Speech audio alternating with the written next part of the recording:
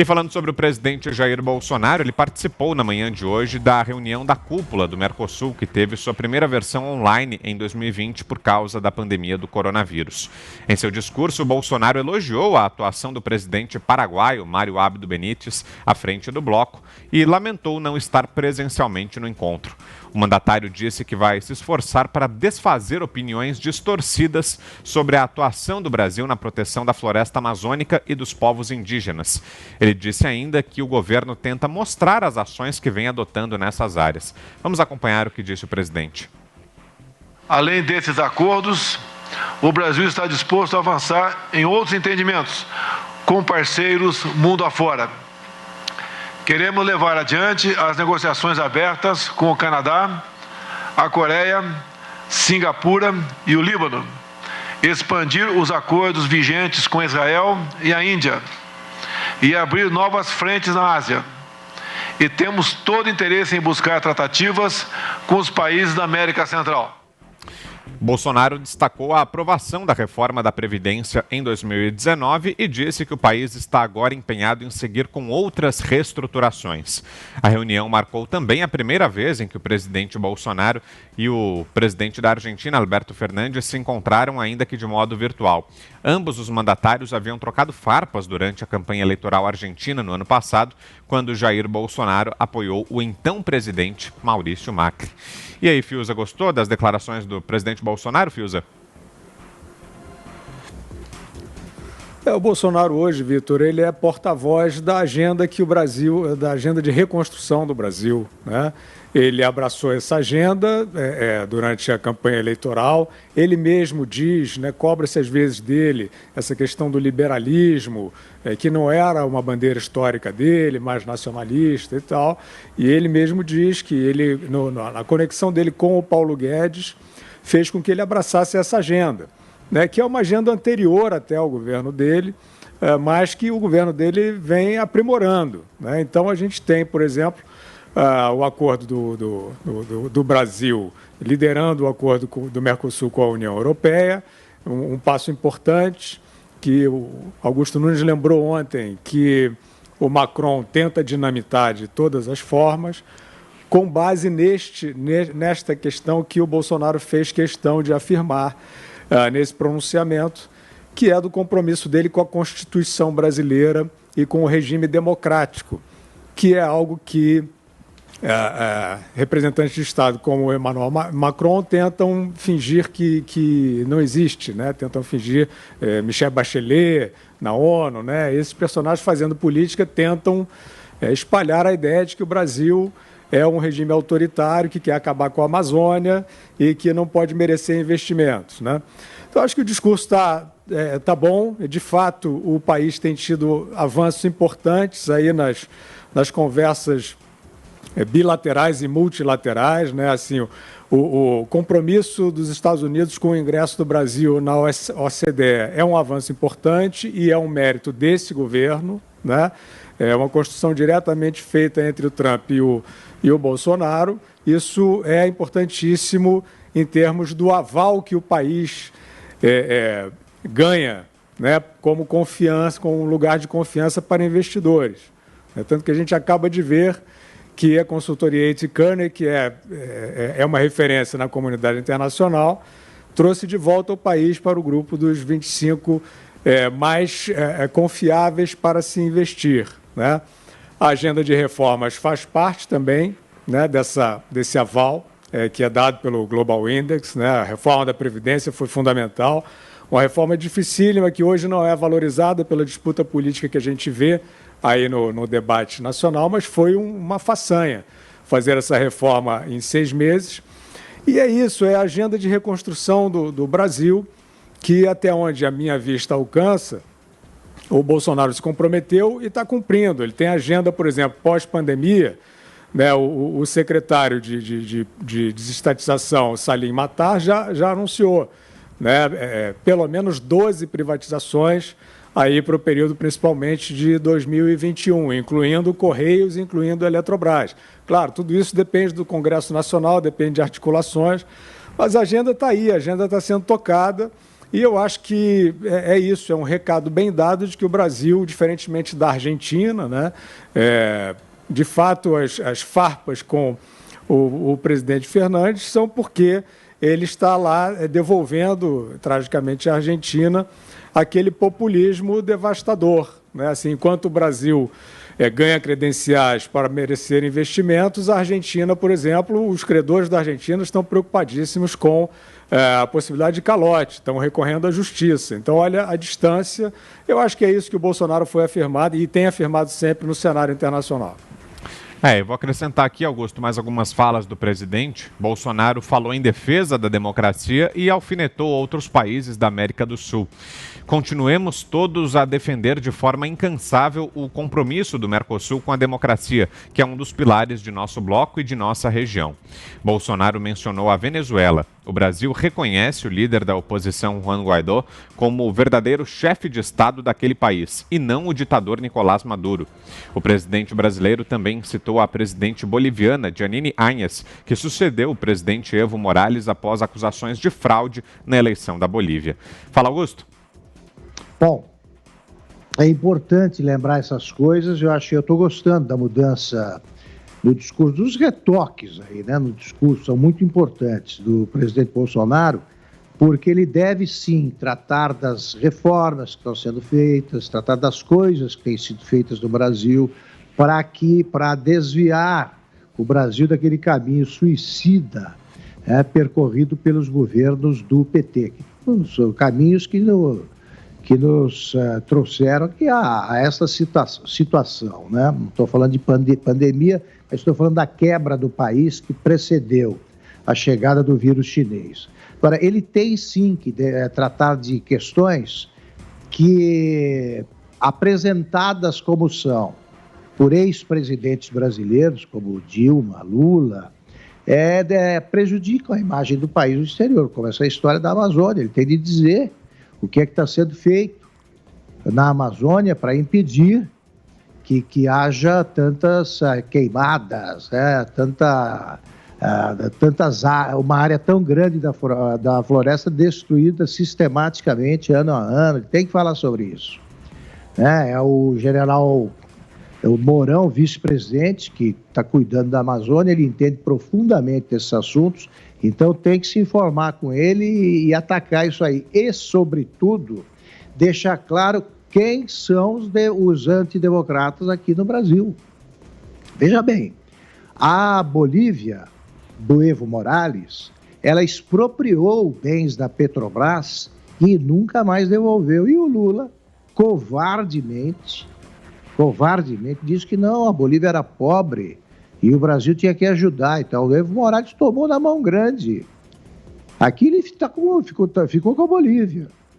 O Brasil perdeu aquilo. Eram as instalações da Petrobras, ele pegou tudo. Com a história de nacionalizar o gás ou reformar o tratado que ele considerava injusto. O Brasil construiu o gasoduto Brasil-Bolívia, do governo Fernando Henrique, pagou tudo. É por isso que o gás é comprado por um preço melhor aqui, porque eles estão pagando ainda aquela conta. Pois bem, a Venezuela, a Dilma conseguiu ajudar num complô com a Argentina, conseguiu infiltrar a Venezuela no Mercosul, quando o Paraguai, que vetava essa entrada, tinha sido suspenso por outra manobra pusilânime. Né? O presidente foi afastado lá, o garanhão Fernando Lugo, né? Ele foi o bispo reprodutor, grande reprodutor. Ele foi afastado pela Corte Suprema democraticamente e o Brasil suspendeu o Paraguai para colocar no Mercosul, infiltrar a Venezuela. A Venezuela tem presos políticos, mas aos montes, e mata oposicionistas. Não se limita a reprimir, não, eles matam, né, os participantes de manifestações. Agora, olha o que fazia o democrata Lula ou a democrata Dilma, e olha o que faz agora, como é que é o comportamento do antidemocrata Venezuela, o governo antidemocrático do Bolsonaro. é contra a Venezuela, reconhece o presidente legítimo, que é o Juan Guaidó. Né? O Maduro fechou o Congresso e aqui acham que é o Brasil, o governo brasileiro que vai fechar. Esse pessoal é muito cínico. Quem tentou instituir a censura no Brasil, já com o codinome Controle Social da Mídia, foi o PT. O governo do PT tentou várias vezes. E ministros do PT voltavam da Venezuela e repetiam aquela frase: lá tem democracia até demais. Está aí. Diga aí, Zé Maria. Olha, esta reunião foi remota, né? Ela foi precedida de encontros bilaterais entre chanceleres dos países que estão no Mercosul e foi a primeira vez que se reuniu assim. Acho que não substitui uma reunião presencial, porque numa reunião presencial existem os encontros bilaterais, não só de presidentes, mas também de ministros, de secretários nacionais e, principalmente, os presidentes levam grupos empresariais para essas reuniões e esses empresários se encontram e ali entabulam a possibilidade de um comércio futuro. Então, a reunião presencial ela é sempre mais importante. E esta reunião foi uma reunião virtual em virtude exatamente desta pandemia. O Bloco Mercosul, ele já foi muito mais importante. Logo depois da criada da Comunidade Econômica Europeia, essa região aqui entendeu que precisava se fortalecer e desde 91 foi criado lá em Assunção, assinado o Pacto de Assunção, criando a possibilidade ali de uma transferência de tecnologia, uma unidade aduaneira e, na prática, mesmo o que todo mundo entendeu era que não precisava de passaporte mais para entrar em outros países do Mercosul. A Argentina, basta uma identidade, pronto. E isso foi em 91 a criação. Ali por volta de 1980, se descobriu que o Mercosul ele é muito, assim, vamos dizer, ele é desequilibrado entre os países. A Argentina e Brasil, evidentemente o Brasil muito maior, né, mas os dois países, eles dominam aqui o PIB da região e quebrariam os outros países se não houvesse salvaguardas e equilíbrio. Então, em 1980, houve uma repactuação do Mercosul e foi muito importante. Mas, de qualquer maneira, o Brasil e a Argentina são os dois países que disputam ali e há uma tentativa de repactuar. Este encontro, esse encontro virtual, na verdade, ele não tomou grandes decisões e nem poderia, muito difícil virtualmente, né? Mas se viu pelo menos para manter acesa essa chama, porque a tendência é de apagar. A tendência de que o Mercosul realmente não assuma como antes aquela expectativa toda, aquela importância toda, a não ser que a política internacional do Brasil e de outros países mude, ou a tendência das relações internacionais muda. Então, é essa a importância do Mercosul. Sobre a fala do presidente Jair Bolsonaro, olha, Augusto, eu conversei aqui com líderes e o presidente foi informado pelo ministro Paulo Guedes de que tem dificuldades no exterior para exportação. Os produtos brasileiros começam a ser recebidos com reservas. Certos lugares do mundo, eles preferem um produto mais caro e até de pior qualidade a consumir um produto brasileiro. Isso porque a imagem do Brasil está sendo arranhada por pessoas que dizem que o Brasil não respeita os direitos básicos do trabalhador, e isso é uma mentira. Por outro lado, esta fama de negacionista da pandemia, esta fama de que está botando fogo na floresta e esta fama de que está abrindo as reservas indígenas, tudo isso não é verdade. Está levando a uma dificuldade para o mercado do produto brasileiro. E aí houve no governo uma decisão de criar um bloco, um grupo, com a participação de integrantes do Ministério do Meio Ambiente, Ministério da Agricultura, Economia e Relações Exteriores, para defender o Brasil no exterior.